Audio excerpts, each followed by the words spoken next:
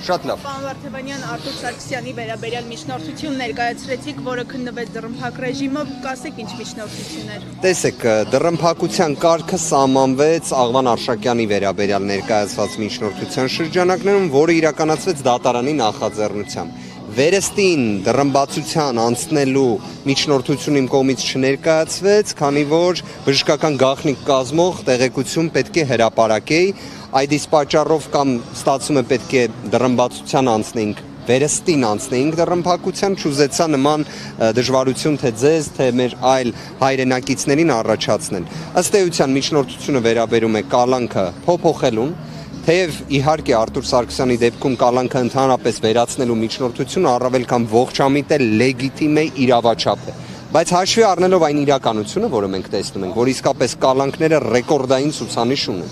ցանկացած դեպքում մենք որոշեցինք անցնել ավելի, այսպես ասած, չգիտեմ, այսօրվա իրականության մեջ հնարավորություն ենթադրող միջնորդությանը տնային կալանքը համակցված բավականին խոշոր չափի գրավով։ Արտուր Սարգսյանի եկամուտները հրապարակային են, բաց են, քանի որ որպես պատգամավոր ներկայացնում է համապատասխան հայտարարագիր, իսկապես վստահ եղեք բավականին հիմնավոր մեղմ ասած միջնորդություն է ներկայացվել։ Դատարանը որոշեց հետաձգել քննությունը 1 շաբաթով, վերստին առաջիկա 5 շաբթի օրը քննարկելու ենք, այսինքն շարունակելու ենք քննությունը միջնորդության։ Կդժվարանամ ասել, մեծ ցավով պետք է ասեմ, որ առնվազն այն դիրքորոշումը, որը լսեցի դատախազների կողմից,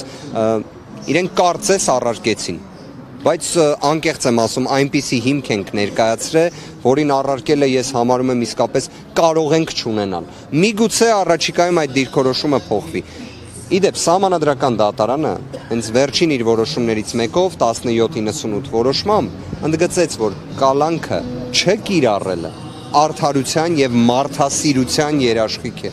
Կարծում եմ պատահական չէ, որ Սահմանադրական դատարանը 2025 թվականին իր այնպիսի որոշումների պայմաններում, որոնք բավականին մտահոգիչ են, եւ Սահմանադրական դատարանը եւ Սահմանադրական արդարադատությունը չի ապրում իր լավագույն օրերը։ Կարծում եմ մասնագիտական հանրույթը հետս համաձայն կլինի, բայց նույնիսկ այդ պայմաններում նման դիրքորոշում է ներկայացրել, կարծում եմ դա պատահական չէ, որտեղ Սահմանադրական դատարանում են տեսնում, թե ինչ է կատարվում։ Պարոն Վարդևանյան, այսօր Կոչուբաևի փոխարեն իր փաստաբանական թիմից մեկ այլ ներկայացուցիչ էր, հաջորդ դատական նիստին Կոչուբաևը ներկա կլինի։ Գիտեք,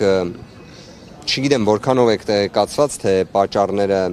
ինչպիսին են եղել, որ խափանման միջոցը փոփոխվեց։ Եկեք իսկապես իրեն, կնոջը, հարազատներին առողջություն մաղթենք այս ծանր ժամանակահատվածում։ Անկեղծորեն եմ ասում, իսկ կարծում եմ առաջիկայում ինքը առիթ կունենա խոսելու, ի վերջո շատ խոսվեց։ Նկատի ունեի իր համակարգիչը առգրավված է եւ չի կարող։ Վստահ եղեք, դա պատճառներից մեկն է եղել, որ չի կարողացել ներկայանալ, առաջնահերթ պատճառը, որքանով որ նշեցի, հնարավորության սահմաններում առողջություն մաղթենք, մարդկային տեսանկյունից կարծում եմ որքան էլ համաձայն, անհամաձայն, տարաձայնություն կամ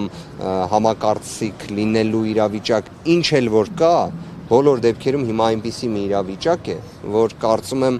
առողջություն մաղթելը ամենամարդկային հանգամանքներից մեկն է